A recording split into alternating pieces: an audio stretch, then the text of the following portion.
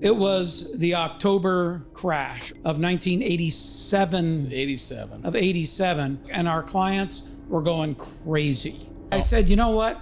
Something's got to change in the way that we deal with the behavior of our clients. Because I knew the markets, they always come back and all that stuff. But tell that to somebody that just lost 22% in a day. I mean, I grew up watching you go from local radio guy to the TV guy, syndicating your show, and then syndicating version of your radio show on TV. The cab driver looks at me and says, hey, you're the guy on the commercial with all that money. You are the GOAT. I think we've answered on the air 10,000 questions. It's the framework that you've created that you call buckets of money, which we call the bucket strategy today. There's a purpose for every dollar in the client portfolio. We know exactly what it's going to be used for. Or more importantly, they know. Which was so surprising that we ended up having trouble. It hasn't been easy keeping the business, doing what we do and helping all these people. I fired you twice. Mm-hmm. Okay, you guys pick that up? I fired my father twice. Today is our very first episode, and we have a really special guest. And I thought, okay, if I'm going to do my origin story, then who else better to bring on the show with me than the one who both literally, but really also physically is my origin, my father, Ray Lucia Sr. Welcome, Hi, Dad, Ray. to the show. Hey, this is kind of crazy because, I grew up watching you go from, the local radio guy to the TV guy, then with a little bit of my help, syndicating your show and then syndicating a version of your radio show on TV. And all these years, I think we may have been on the radio once together. I think I screwed up really big and you kicked me off the show. And we were on CNBC twice together, but it was one trip and it was like we did 2 episodes. So it was really like once together on TV. And then here we are all these years later, and you are you and I am me. I needed one of these for this episode because I am in the presence of greatness. I call you the GOAT. The GOAT. Well, thank you very much. It's good to be here, Ray. You grew up around the financial services business, and I think I helped talk you into becoming a CPA, or at least taking business administration and accounting courses, right? Yeah. So I remember this vividly. I had no idea what a CPA was. We're in the car. I think I was went to your office or something after high school one day, and we're driving home, and I'm like, hey, Dad, who's that guy that came in with the long hair or whatever? It looked like he was driving a Harley Davidson. He goes, son, that guy is a CPA. I go, what is that? He goes, you don't need to know right now, but they all do really well financially. So if you're going to go to college and think about become an accountant, and that's so when we filled out the application for Loyola Marymount University, I saw accounting on there. I checked the box. I had no idea what it was until I actually started taking accounting classes, and the rest is kind of history. Yeah, and it's kind of an interesting story too, because you went to work for a major accounting firm, and you were in Los Angeles, and of course I was in San Diego. Mm-hmm.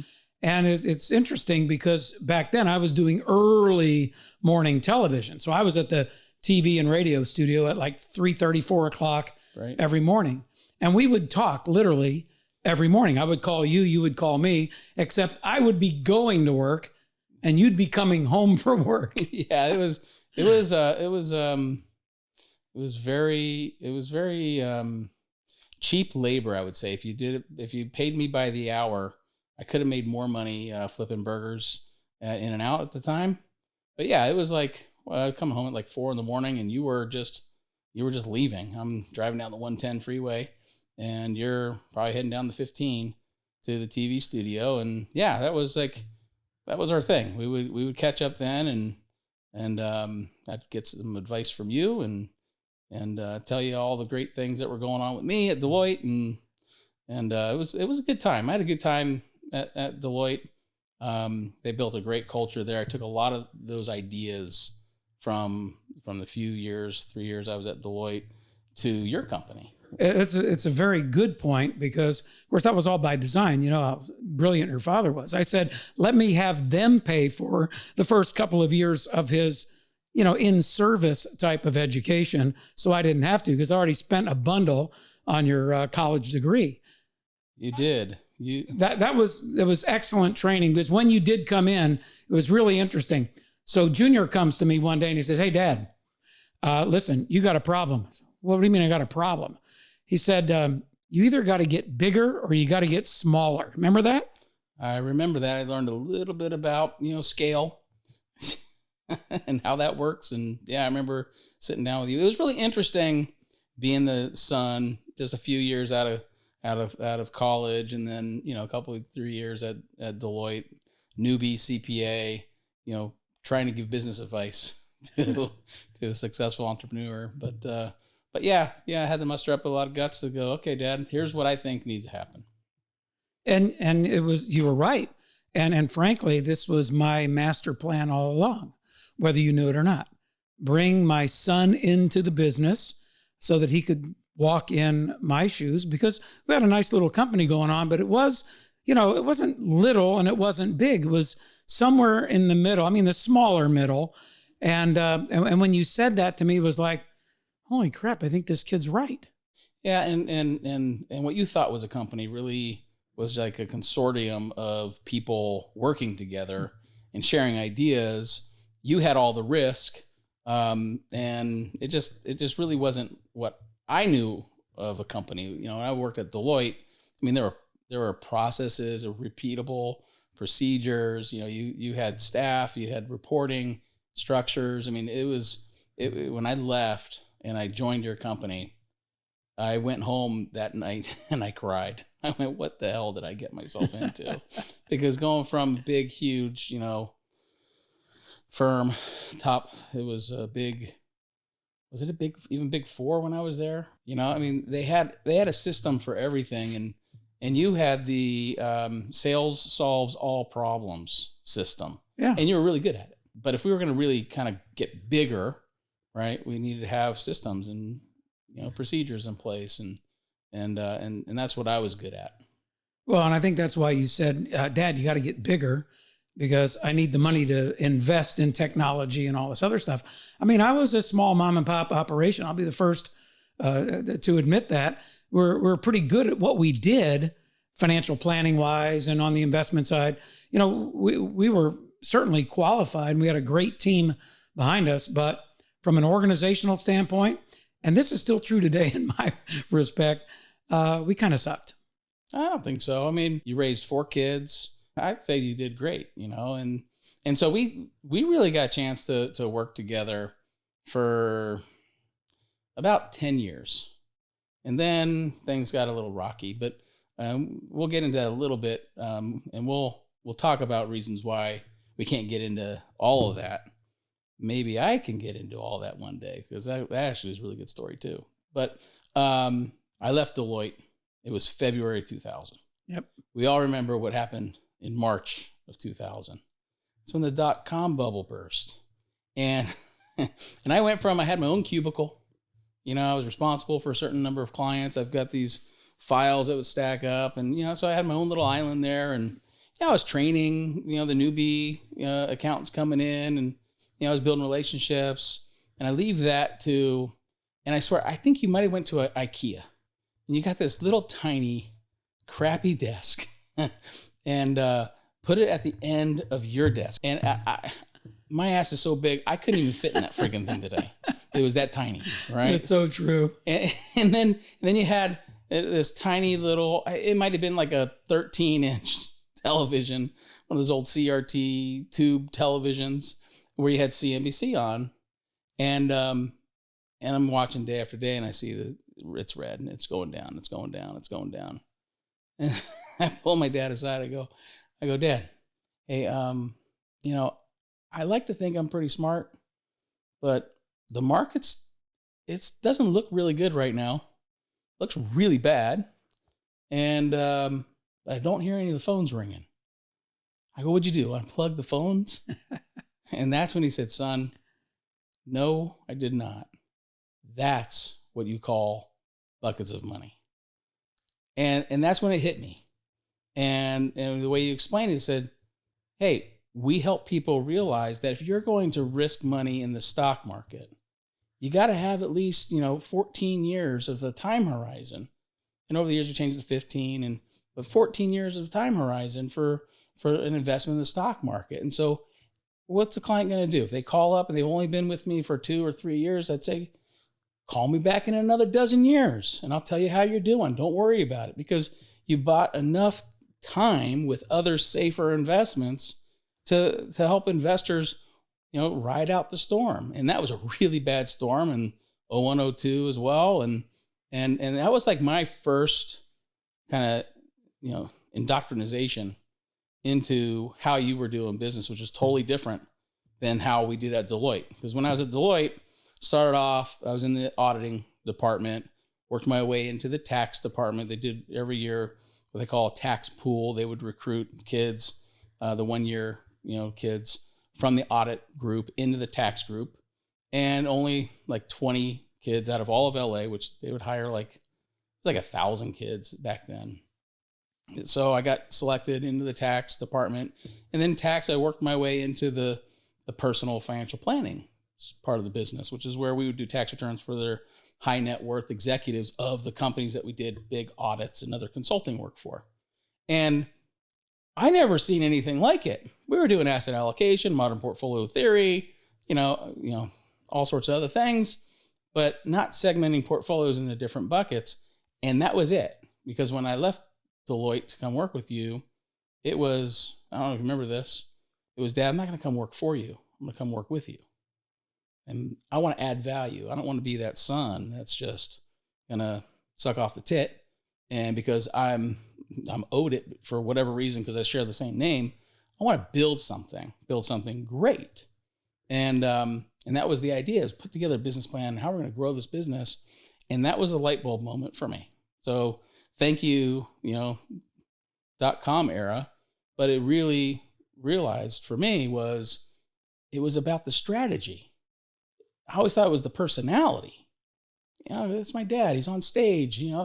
We should talk a little bit about how you used to do seminars in the late 90s, which was, no one ever did any seminar. I mean, you opened up singing like Coming to America or something like that. That's right? true. Was it Coming to America? Like your own words to Coming to America, right? Like here's a financial dude walking out in front of a few hundred people at a hotel ballroom, and he's singing his own words of Coming to America, and people were on their feet. And I mean, it was very Tony Robbins-esque back then. And so anyway, it was not, but I always thought it was you, the personality, but it wasn't about you, the personality. It was about what you created, which is so revolutionary at the time. Now, studies are out there that said something about a third of all financial advisors consider themselves doing something, some sort of a bucketing or time segmenting. That came from you. And that was the light bulb moment. I said, we got to build a company around the strategy, not around the personality. We turned the model upside down. All right. And that's what we did. And we went out in year 2000 and put a business plan together. We went to one of your strategic relationships and we pitched them on, what did we raise, $1.5 million? I think it was $1.5 million. Yeah, it was $1.5 million. But it only lasted for like a year, because we bought them out like a year later, didn't we? Yeah, it was a couple years later, because another company came in and we didn't like them. And, so the people that we were doing business with were great. Their successors didn't share the same culture, the same vision. So yeah, then we bought them out. But that was the beginning of it all, was, hey, let's go build this company. It was, at the time, we didn't have a real name for what I was doing, but it was the outside San Diego business. I don't remember that. It was like your business was inside San Diego, and I had everything. I was responsible for everything outside San Diego. So yeah, those were some good times. It was a fun time. You taught me scalability, and that was a very important lesson, because I didn't know what scale meant at that time, because I'd never thought about wandering outside of the, 10, 15, 20 mile radius. And you said, well, Dad, we can get your show syndicated nationally. And I'm going, yeah, sure. We can get your show syndicated nationally because this strategy is so powerful. We need to take it all around the country.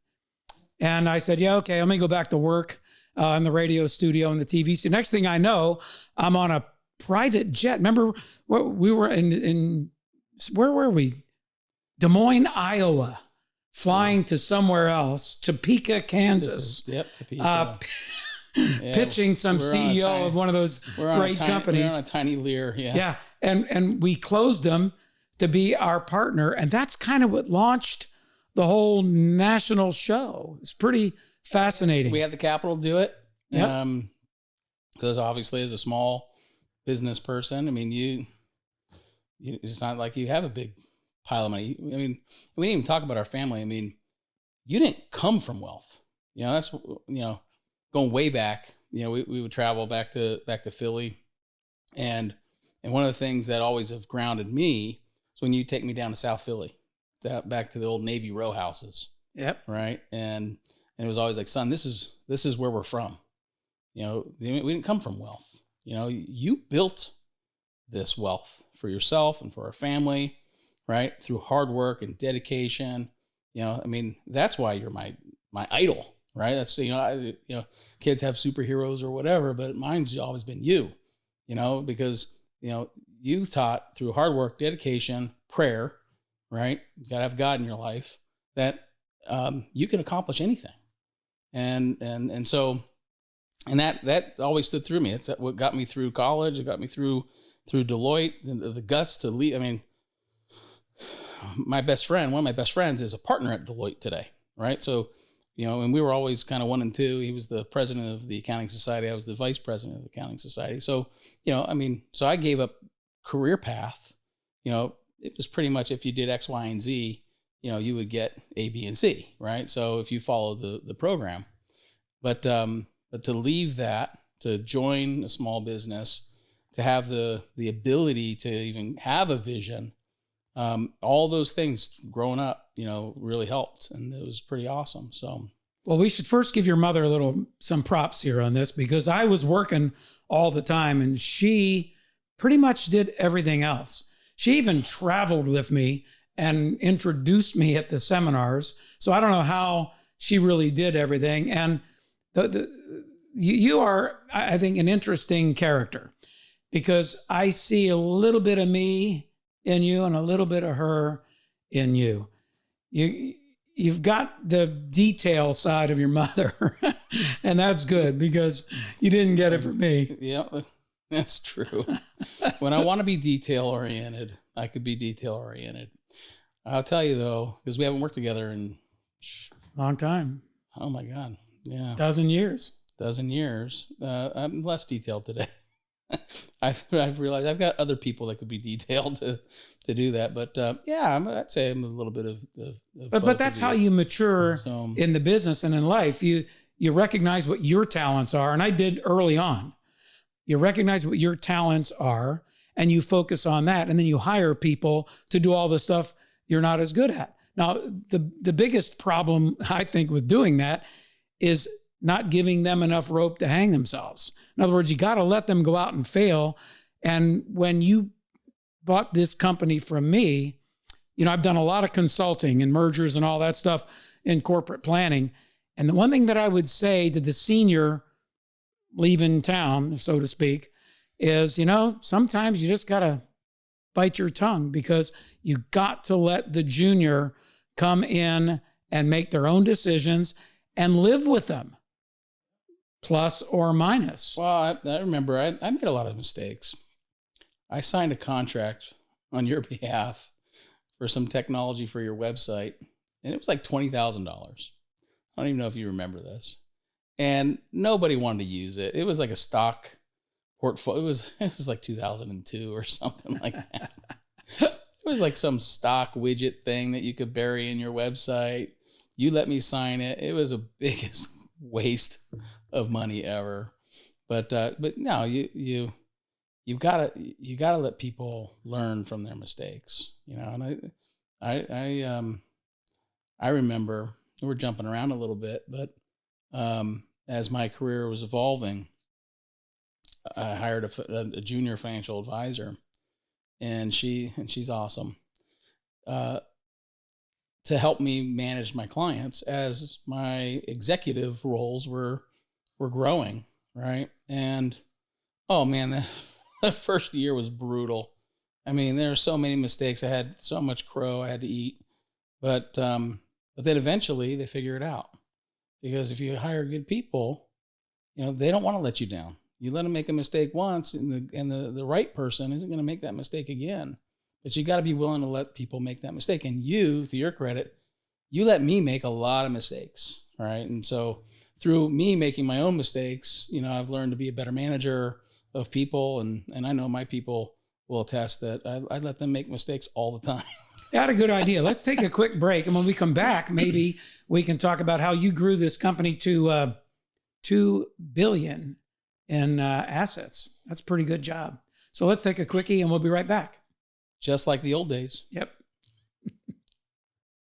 All right, welcome back, everybody. Now, normally during podcasts, there's no break for a commercial episode, and but the truth be told, I think my dad had to go take a leak. The beta prostate ain't working. What can I say? Hey, but you cut the commercial break just like the old days. It was like natural. It was natural. Yeah, like, what was I saying? I mean, I was like, before we got in the studio, I was so intimidated because it's like I'm in front of the GOAT, the guy who's done so many, radio shows and podcasts and all that stuff, TV over the years. I'm like, if a podcast or a radio episode was a woman, then you're like the Wilt Chamberlain of media. I think we'll leave that one there. Wilt the Stilt. Well, we called him the Stilt for some reason. I don't know what. Well, you've done so many of these. Yeah, I have. Yeah. That and this is my first. So well, you're doing a fine job. That's great. Proud of you. I'm glad I've got the approval of my father. That's great. All right, so before we get into the last decade or so, which has been a shit show. Okay. Awesome. Let's go back a little bit, because I think it's real important for people to understand kind of your origin story, at least the buckets of money. Yeah. What we call today the bucket strategy, but what you call the buckets of money strategy. Sure. Kind of origin, because that's really what really started this whole thing, Dad. Yeah. So, my wife, Jeannie, and I, your mom, we never really had a vacation together. And so it was 1987, it was fall of 1987. And so we're going, it was a company conference. We couldn't afford really to go on a Hawaii vacation. So it was a company conference with one of the firms I did business with, and they paid our airfare and all that stuff. It was great. We're at the Intercontinental Hotel in Maui, basking in the sun. It was so cool, so great. And I forgot my sunglasses. So I go running up to the room, and that little red light's on, boop, boop, boop. There's a message. So I listen to the message, and it's Melissa. Now, Melissa had been with me and, for she's like your chief of staff, right? Exactly. And she said, call me right away. Oh, I said, I knew it was bad. So I call her, and she says, oh my gosh, you can't believe what's happening. I said, what's the matter? I said, I had no idea. Well, it was the October crash, or the September crash of what was it? October 17th of 1987. 87. Black Markets Monday. down 22% in a day. And all the mutual fund companies and all that stuff, they pulled their phones off the hook, and our clients were going crazy. And so that was a rough ride. The rest of the trip was ruined because I couldn't stop worrying and thinking about that. I'm, a few thousand miles I'm sure you're away. calling clients back. Of course. And so when I got pulling your hair back, I out. said, you know what? Something's got to change in the way that we deal with the behavior of our clients. Because I knew the markets, they always come back and all that stuff. But tell that to somebody that just lost 22% in a day. So people are pulling their money out of the market like crazy. So that's when I got thinking about, how can I get my clients to think long-term about their stock investment portfolio? And I came across a slide, and then I read about it. I think it was in Burton Malkiel's book, A Random Walk Down Wall Street. Remember that one? It's a phenomenal book, by the way. And he still comes out with updates. He's the economist from Princeton, super smart guy. And I think I remember reading that if if you invested in the stock market in 1973, it would have taken you 12.8 years just to get back to T-bill returns. Right. And that's when the light bulb went off in my mind. I said, well, what if my clients promised me that they would leave their stock market money alone for at least 12.8 years? Then I could give them a statistical assurance that they would not likely lose money, because we're dating this back to 73, 74. I didn't think there was anything worse than that other than the 1929 crash, and all the laws changed and all that since then. So that's how we started with a 12.8. We rounded it up to like 14 years of having safe money stashed away in the safer buckets. And it made a whole lot of sense for you because you came out of the life insurance industry. I did. Right. So this was kind of your way, the way I kind of, as I'm hearing you tell the story, it's kind of your way of giving an investor their own insurance without paying for insurance if they could just stomach holding on to their investments for 12.8 years. Yeah, I learned my first year in the life insurance business, which was like 1974, I think. Yeah. Mm-hmm. Something called a split annuity. And a split annuity is where you have two of these annuities and you have one that's a spend down. You like spend that down. An immediate payout immediate annuity. And then the other one you leave alone to defer. And then when the spend down money is spent, you dip into the other one. And I said, that makes a lot of sense, except for one thing. There's no growth. So I just added another bucket to it. So it made kind of sense. You spend the money down. You have some money that's left to grow that can replenish that spend down bucket. And then the stock bucket, we leave alone for 12 to 15 years. And that's how it all started, because I learned later on that if you go all the way back to 1929, this is for the faint-hearted investor or the more conservative investor, there had not been a 15-year period where stocks had lost money, and not a 20-year period where $1 20 years from now didn't buy what a dollar's worth of goods and services pay for today. So that was the whole origin or genesis, if you will, of buckets of money. And then you wrote a pamphlet, a booklet. Yes, I did. In like 91-ish, 92, somewhere around there. Yeah. And I tried to find it. I've got it somewhere. It was green. It had a money tree at the end, I remember, with dollar bills. Compliance hated that. You had it. You got it through compliance. How we did that, I don't know. You got it through compliance because I remember you hired one of the top compliance consultants right when I came on board in the year 2000. Lisa is her name, and she's still in the business. She's a fantastic person, and I think she helped guide through along the way to get that through compliance. But the money tree would never get through compliance today. Oh, no, not today. And then I think it might have been Mom who encouraged you to actually write the full book, Buckets of Money. Right? I did. And so a little nostalgia here. You can't even promote this anymore, unfortunately. That's a different story. But there it is, folks. The original. This is actually the second edition. Yes, it is. This was published by Wiley in 2003. But in the year 2000, I remember creating what we called Brain Trust Publishing, your self-published book. It looked just like this, by the way, but it said Brain Trust Publishing. And that was a fun little journey of figuring out how do you self-publish. In the year 2001, how do you self-publish a book? Right, and trying to figure out the ISBN number and the dimensions of how to actually do a book cover and getting the right copywriter to do the chapters the right way. I mean, that was a fun little journey. I should give props to Dale Featherling, who co-authored all these books with me. He's a phenomenal writer and a great guy. He unfortunately passed away. I think it was right after my third book, 2010. And he was just a terrific guy. But it was interesting how we wrote the books, because he would come in, I don't know if you remember this, but he would come in with a tape recorder and he would tape me. He would listen to my radio shows, go to the seminars and write a chapter, and then sit down with me and I would correct it. And through that process, I bet Dale was probably more educated than 50% of financial advisors out there. Well, it's kind of like my producer on the radio. Yeah, with John Dean. John Dean is, I mean, the guy could get his license and be a financial advisor because he's really, really bright and he knows this stuff cold. I think I figured out with him one day, I think we've answered on the air 10,000 questions from callers. It's probably more than that. Maybe, I don't know. It's probably more than that. Yeah. You know, I always thought, you know, back in the day, like, I mean, from the activity, the seminars that generated the activity and the radio show on a daily basis. I mean, you were doing 5 hours a day at one point, which I thought you were crazy for doing. That's right. 3 hours on the network and 2 hours on a kind of a local thing that we built with a couple other San stations. Francisco.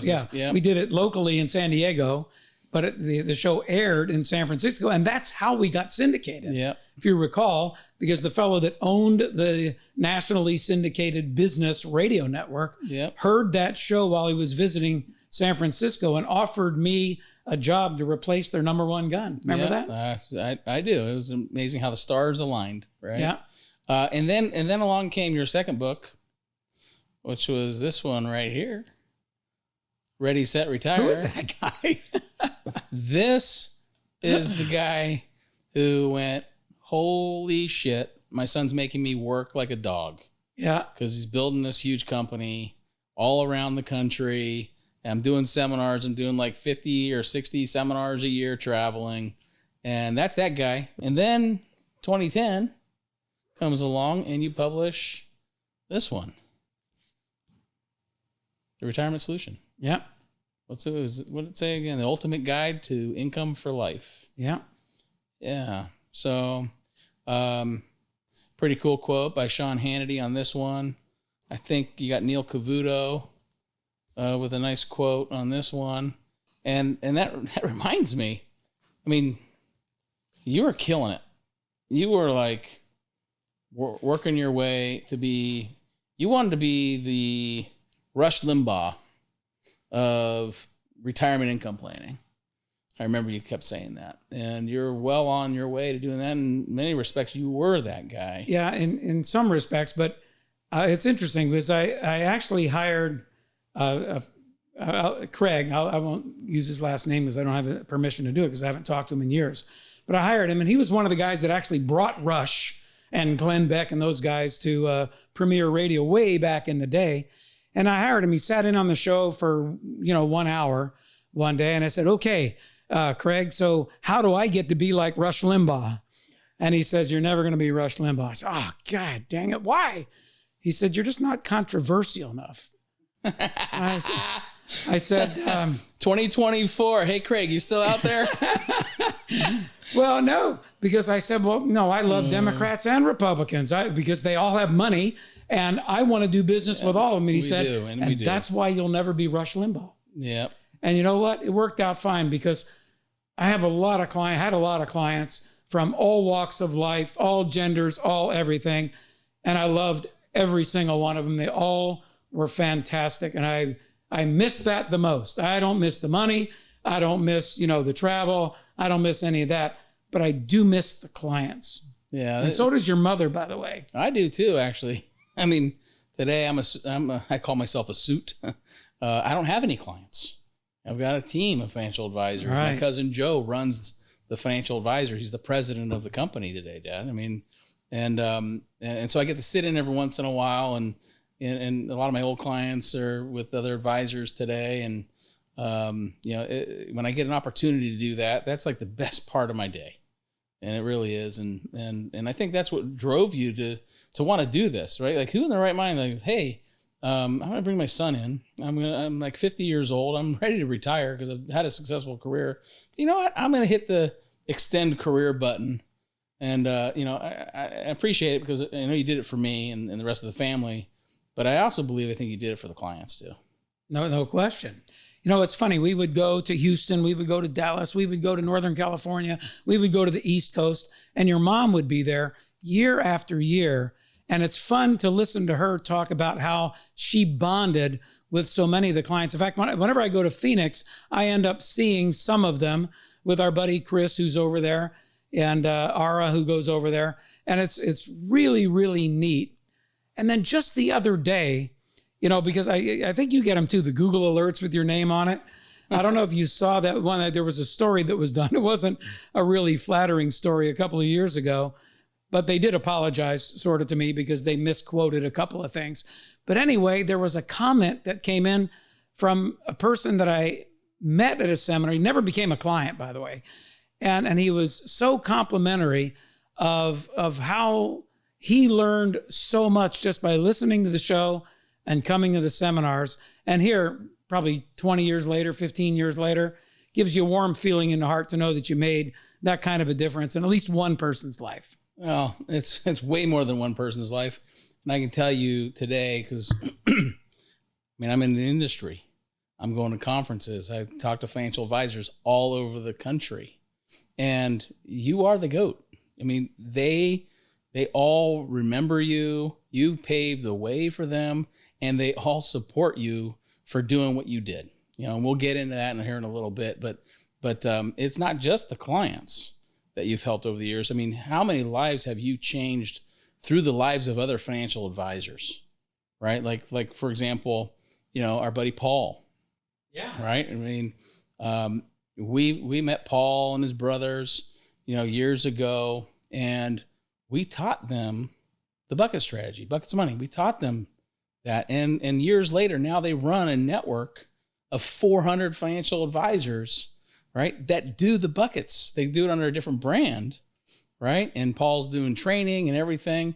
But his origin story stems from when you and I met with him and we showed him what we were able to do for our clients. Yeah, it's a really interesting story too, because at first he did like what every financial advisor does. Oh, I do that too.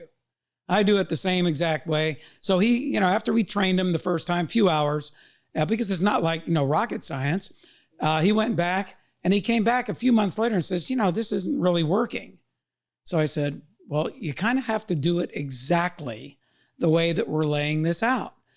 And sure enough, I was speaking at one of the broker-dealer conferences, and Paul stood up in front of 400 people, brokers, advisors, RIAs, and so forth. And he gave me the greatest endorsement ever. And that kind of launched his, developing so many people, because a lot of them after that meeting signed up with him. And he's a brilliant guy, by the way. And he's got a great, great family. And I'm so appreciative that he has carried the ball and he's stayed in touch, and he's a super guy. But I think that really contributed to his success, doing it the right way, because everybody's got a bucket strategy today. You know that. And it was Wealth Management Magazine said it was a third of all advisors or something. That was way back in 2010. Even Kitts has quoted it just in a recent article not too long ago. Yes, he did. So the fact is, it works. And for advisors out there, you talk about wallet share. One of the great things about the bucket strategy is people want to give you all their money because, as you taught me, you said, Dad, there's a purpose for every dollar in the client portfolio. And I got thinking about that. I said, that's right. So why wouldn't the client give us all their money? Because we know exactly where every dollar is going to go, and we know exactly what it's going to be used for. Or more importantly, they know, right? And that's really the secret sauce is we're just Sherpas at the end of the day, right? We created a framework, right, for our clients to manage their financial accounts, right? So it's the framework that you've created that you call buckets of money, which we call the bucket strategy today, that if a client buys into that, then yeah, they can actually visually see how every dollar in their portfolio has a purpose. And that's important, because who wants to actually wake up one day and feel like, oh, I got to turn my life savings over to some stranger who I just met, maybe referred to by my golf buddy or whoever, right? It just doesn't equate, right? But I want to hire somebody who's going to be my Sherpa. I'm still in control over my money, right? Yeah. It's just a different way of doing things, and the plain English around how we do financial planning with the bucket strategy, I think people really appreciate, because you're not talking down to them like when I was at Deloitte. We're talking about Sharpe ratios and Sorrentinos and all that stuff, R squareds, right? Why? Because we know that information and the investor doesn't, so therefore they should give us their money. One thing I learned from you is the language that you used was all about baristas and Starbucks. You remember you telling me about the language that we created?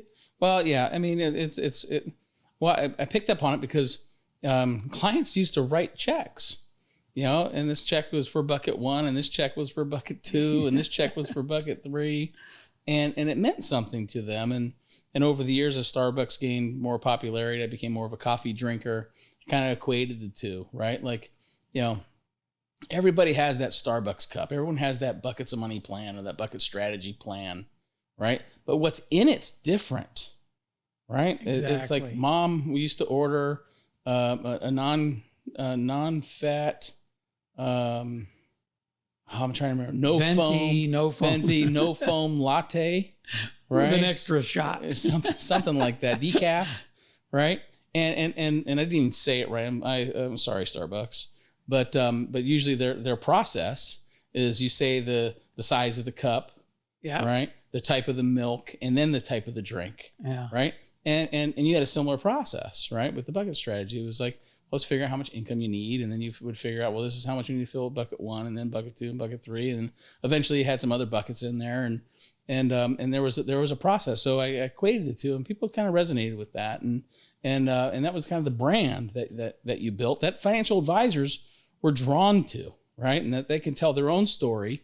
They can create their own drink inside the same Starbucks cup, right? For every single client, right? And I think that's where, and we're eventually getting to the SEC case, but that's what they didn't understand. They didn't really understand that what you did was in a model portfolio, right? A model portfolio is something it's the exact same thing that you put every client in, a 60-40 portfolio or 80-20 or 20-80, right? And you're managing one portfolio strategy across many clients.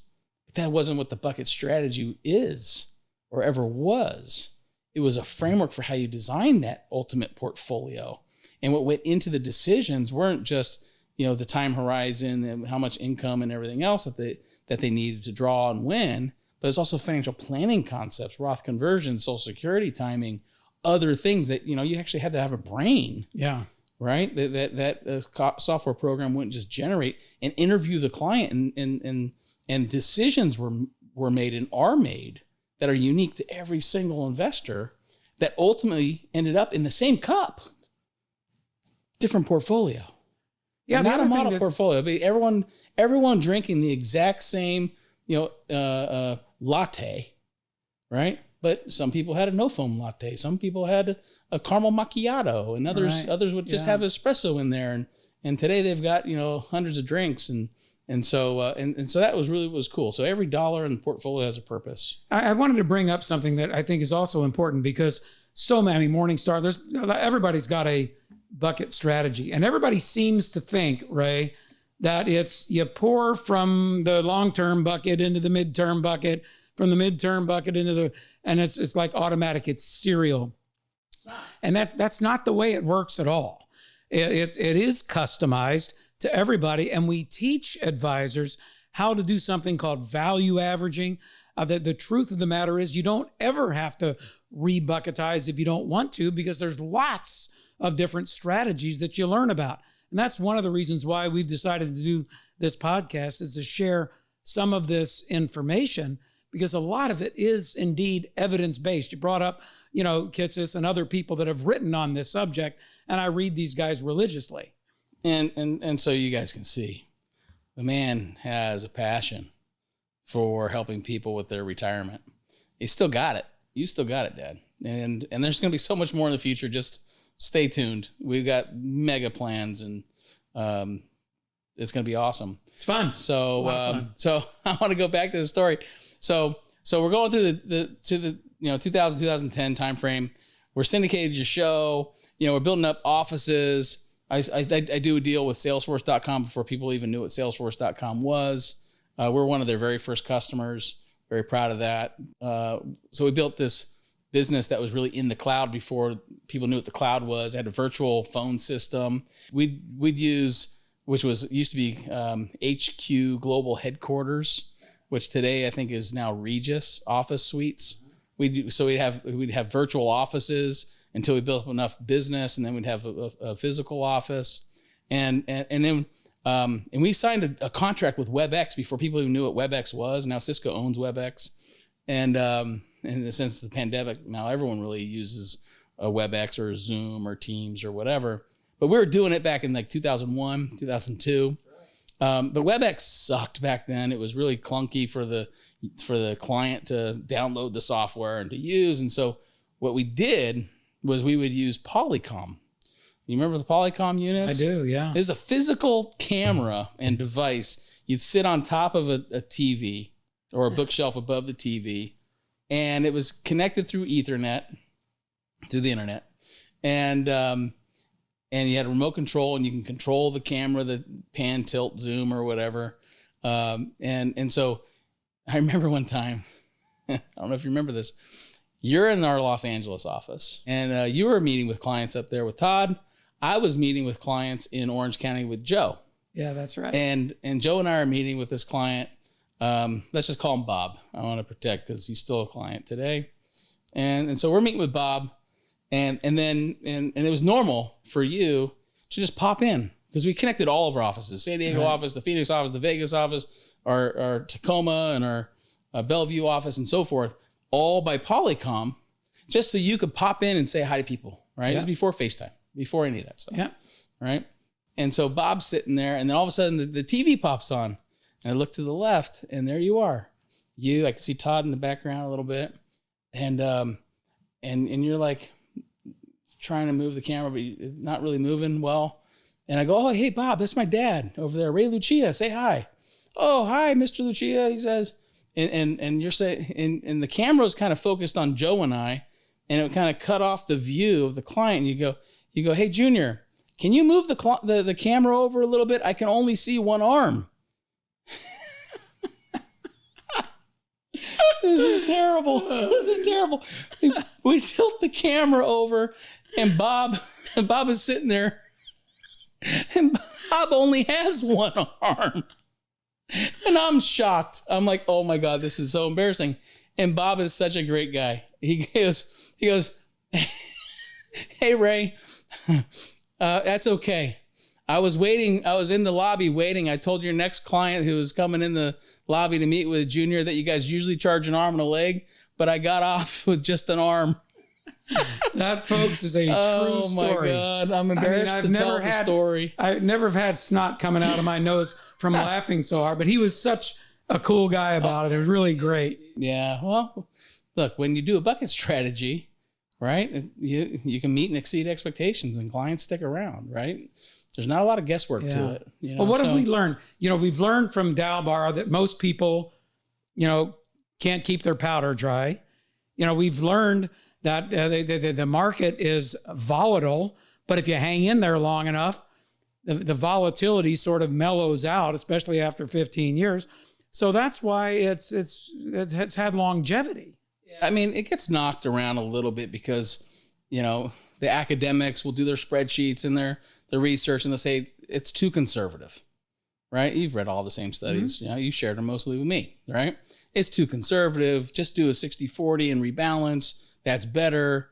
But the reality is what they miss out on is the behavioral aspects, and the value that the bucket strategy brings to that far exceeds the opportunity, the missed opportunity or lost opportunity that you would have if you just did a 60-40, because the reality is clients do the wrong things at the wrong time for the wrong reasons, right? When they don't have a strategy and they just have a portfolio, they'll fuck it up. They will. I've seen it. And then all these years, people following even the bucket strategy, they invest it the wrong way. They think they have a bucket strategy, and they come in, they would meet with me or one of our other advisors back in the day, and they'd be like, here's my bucket strategy. It's not working. Dude, because you got stocks in bucket one. You don't have stocks, and you don't spend money from stocks, right? So the reality is the behavioral aspects, and there's studies, them better than me, talk about, they quantify, it was Vanguard that did the Advisor Alpha, and then Russell did one, yes, that's right. and InvestNet, Fidelity, yeah. Several would quantify what is historically called advisor alpha, and behavioral is a component of that. And I personally have seen in my career that the behavioral aspect is far undervalued in those studies than it should be. Because who in their right mind in February of 2009 is telling their clients, well, maybe we should value average and take some money out of your safe money bucket and buy some more equities? Freaking nobody. That's right. Nobody. It just went through a decade with a minus 2% rate of return overall. Yeah, the lost decade too at the same time. Nobody. But within the framework of a bucket strategy, that conversation becomes really easy, right? For an advisor, even an inexperienced advisor, right? Like, maybe we should think about that, right? Why not take some of this safe money? We haven't lost any money over here, and buy more equities. And we did. We did that for our clients, right? And so what's the alpha on that? Calculate that. Some fancy data scientist guy. So well, we have to pause for just a second because you can tell I love it. You got to quit cussing on national it's podcasts. The bourbon. We got to tell the Kevin O'Leary story. Oh yeah, Kevin O'Leary, Mr. Wonderful. I'm stalling.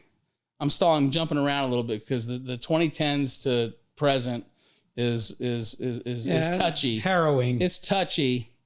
I'm going to do my own episode. I can't do it with you because I want to share my own experiences one day because it needs to be told the right way. Ever since this whole thing over a went decade down, it's been terrible. I fired you twice. Okay, you guys pick that up. I fired my father twice. Think about your kid firing you. Think about how he would feel. Think about how you would feel.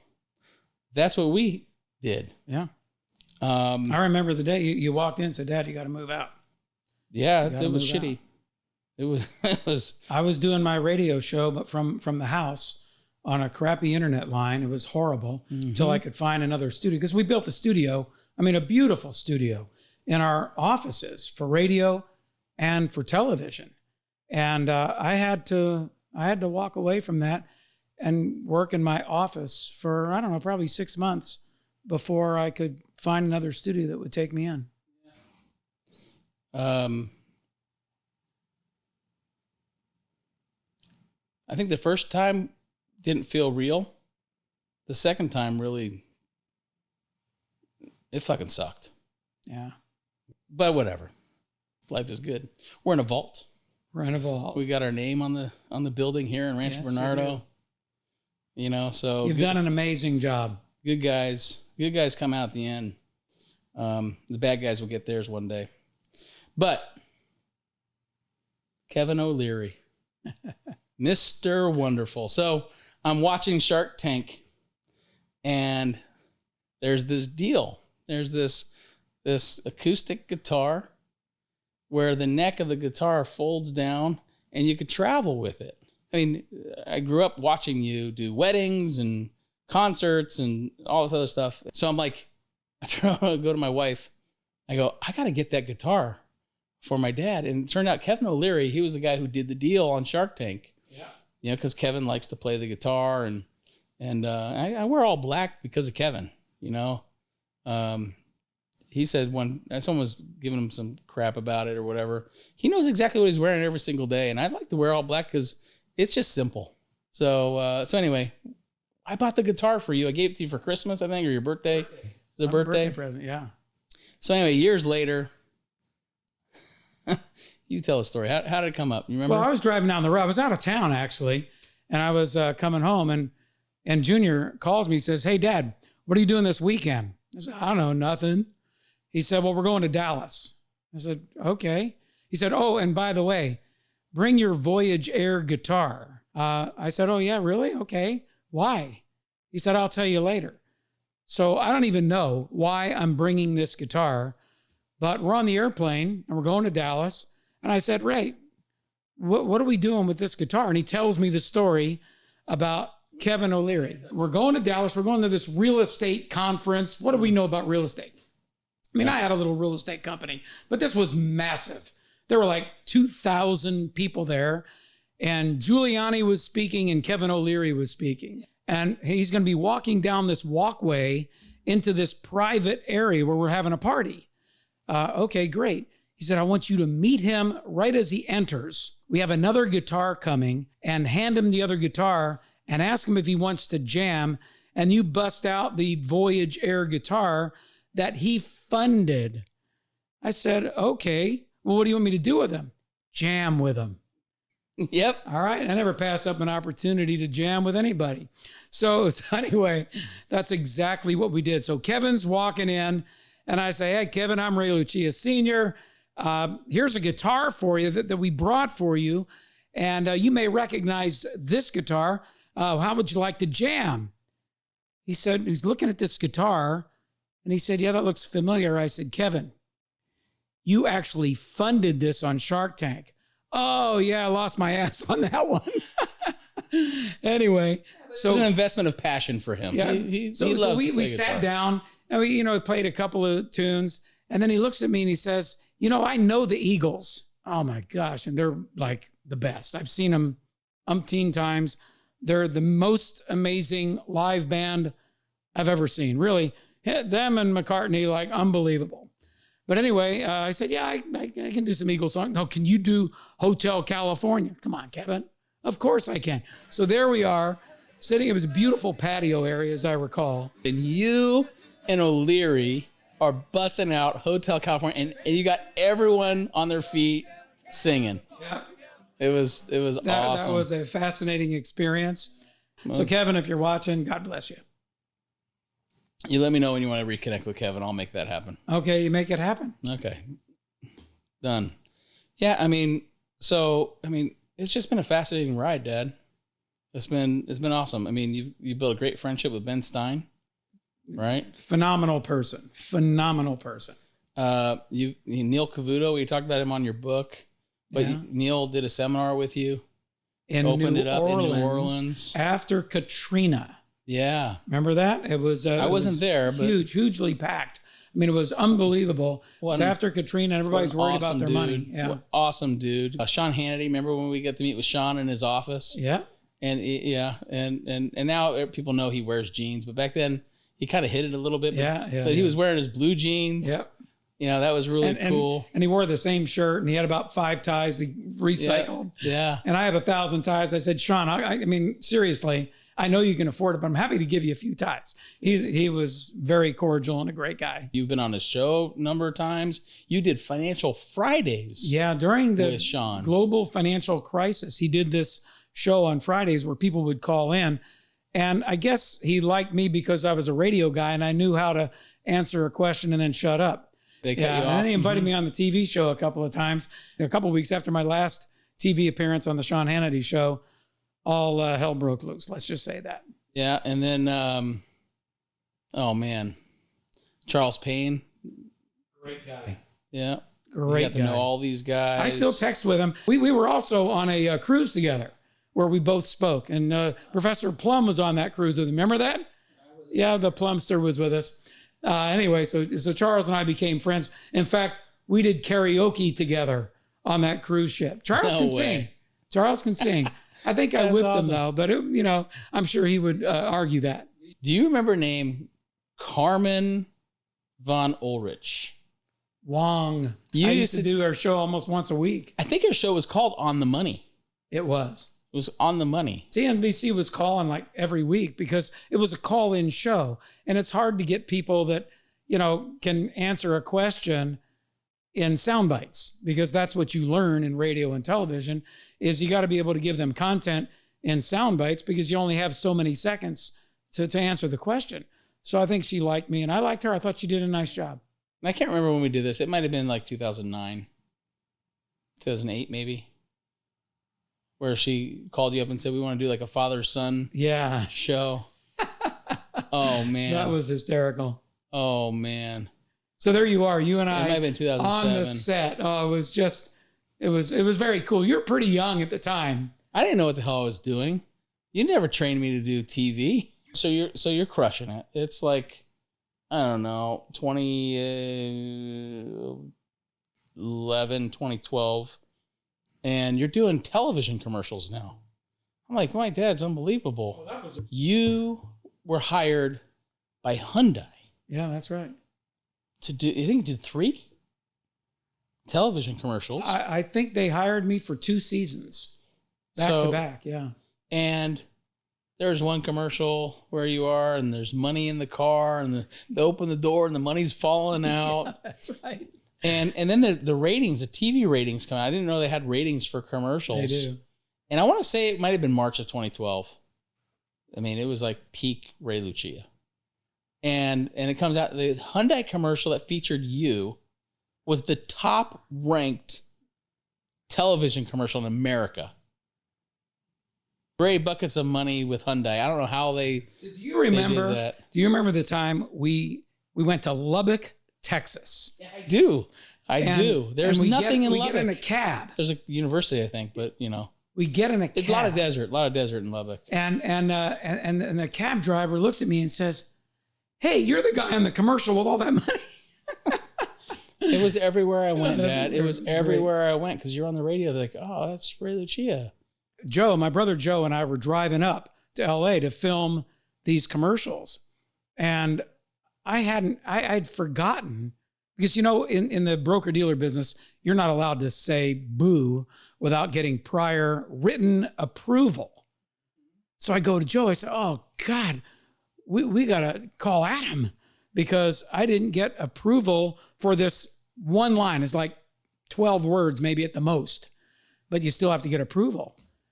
And I'm going to be, filming in about an hour and a half. So I'm panicked because obviously they got the crew there and they're spending tens of thousands of dollars and all that stuff.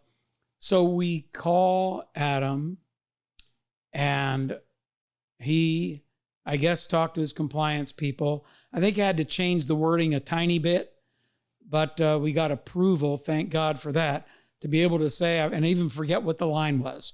But it had something to do with buckets of money in it. So obviously you can imagine how freaked out they might have been. You were always really, really, conservative when it came to marketing and compliance. Well, you mentioned I didn't understand it. Coming from the accounting world, I didn't really quite understand that at first. But, getting to know Lisa and the others over the years, I realized the importance of the compliance role in our industry. And you are always, man, if you weren't as cautious, you could have 10x'd your business. Oh, sure. Paid whatever penalties that they wanted. You're like, no. This is the financial services industry. There is a process that we need to follow. For a small company, we spent a lot of money. First of all, I had 4 people, including myself, on the air every day. A tax lawyer, another CFP, a producer. And that was a pretty big payroll just to do a show. And it's 3 hours every weekday. But we also hired a chief compliance officer. And then we had an outside compliance consultant that we ran everything through, which was so surprising that we ended up having trouble. Well, and that's the part that we can't really talk about. And so today, the recent news is that the New Civil Liberties Alliance, who represent you, and have represented you, filed a renewed petition to the SEC. It's a 5-year-old petition for them to revisit the gag order. What's the gag order, Dad? I'm not allowed to talk about the gag order, so I don't admit nor do I deny any accusations, and that's all I can say. Okay, so let me explain. He's very well trained by his attorneys, but what happens when you settle with the SEC? They require you to sign away your right, basically, to talk about the case. That's called the gag order. And so all you can say is that you neither admit nor deny the allegations. You pay your fine and you move on. NCLA believes that's a violation of First Amendment rights. And prior to all this, you've been quiet, even through your lawsuit with the SEC. The SEC sued my dad. He lost. I didn't feel that it was done correctly, hired him some new attorneys who then turned it around, flipped it on them, and he ended up suing the SEC, claiming that the administrative law judges were unconstitutionally appointed and had unconstitutional powers. That ended up over how long? Boy, it was eight full years of litigation. 8 years start to finish. Resulted in him winning a Supreme Court case, but 7-2 victory. And then that case, so SEC versus Raymond J. Lucia companies, then Ray Lucia versus SEC went to the Supreme Court. He wins. As a result of that, remanded the case back to the original case, back to the SEC for round 2, of which he then later settled for $25,000 and a right to reapply for his license. We're not going to get into the nuances. Those are just facts of what takes place. Maybe me on my own accord will have a conversation or do something in the future. I will tell you my own personal opinion. It was a total shit show. But for him to go through 8 years of his life for a $25,000 fine, I got more than $25,000 sitting in this vault right now. They wanted $300,000 from my dad. You guys make the decision on what happened. So we respect, as we mentioned, all compliance. I wake up every single day worried about my clients and my people, then my family. This is a family business, right? But my clients come first, my people right next to them. I don't want to disrespect my people, but we are in the service business, and there's a business based on trust, and it goes both ways. And our clients trusted us through all that bullshit, stuck with us by our side, so that we can do a freaking podcast in a vault one day. And I thank them every single day. So Dad, if there's one thing you could be thankful for, because I'm thankful for it, is I learned the most important thing. And I learned this from you, is integrity. You either got it or you don't. And there's a hell of a lot of people out there that don't. So it's integrity that matters the most. And from integrity comes trust and all sorts of other great things. And that is what you taught me. And I know you've taught millions of Americans who followed your story, who trust in them, who trust the strategy that you created. And that, if I could sum you up, who is Ray Lucia Sr.? Integrity. Period. Must have principles. You either have them or you don't have them. And that's the way I was raised. And I think that's the way Mom and I raised the kids. There's only one thing that I'd like to ask you to do. Why don't you go to confession after this? You're dropping bombs like crazy, right? The bourbon's empty, Pops. No, it's I love you. And this has been fun. I hope we can do more of this. It's been great. And so I'm going to ask you to dig back in the cobwebs. One of the most memorable parts of your seminars was how you closed out the show. So yeah, I tell the story about my dad and my grandfather. So my dad actually told the story. So when he was a kid on his 16th birthday, the old man comes to him with a shoebox, and he gives him a happy birthday, Giuseppe. You got a birthday present for you. And he opens the shoebox, and in the shoebox there's a gun. He says, Giuseppe, learn to shoot at a gun. Pop, what am I going to do with this? It's a gun. No, Giuseppe, you got to learn, boom, bada boom, bada boom, got to learn to shoot at the gun. Okay, Pop, that's cool. So anyway, he goes to school the next day, bumps into his cousin Sal. He says, hey, Sal says to Joe, he says, hey, Joe, what'd you get for your birthday? He says, Sal, you're not going to believe this. The old man, he got me a gun. Oh, you got a gun? Are you kidding me? He says, yeah, what am I going to do with the gun? You don't want the gun? I'll tell you what, I got this watch, a beautiful watch. I'll trade you the watch for the gun. So they swapped. So anyway, a couple weeks goes by, and the old man, they're sitting at the dinner table having a little spaghetti and meatballs. And the old man says to my dad, he says, hey, Giuseppe, what's the matter you? Shoot at the gun. Now, you cannot lie to your Sicilian father. He says, Pop, I'm not going to lie to you. I traded the gun to Sal for this watch. It's a beautiful watch. You stupidest son of a bee, he said. One a day you could have been married. And you're going to come home from work, finding your wife with another man. What are you going to do? Say, hey, time's up? I think our time's up. And that is time's up, folks. That is the GOAT. Ray Lucia Sr., Mr. Buckets of Money. Has it all. Still got it, Dad. So proud of you. I love you. Love you too. And how did I do for my first show? You did fantastic. You're biased. I want you to tell a joke next time, and we'll see how you do. I've never done the jokes, but more importantly, I love you, Dad. You've serviced so many people across America, not just here in San Diego, but across America. Financial advisors and clients alike. You've helped so many people, and quite frankly, you've won already. I have won, and I owe it all to my faith, the good Lord, and my family, and to all of my clients. And I've got a lot more up here.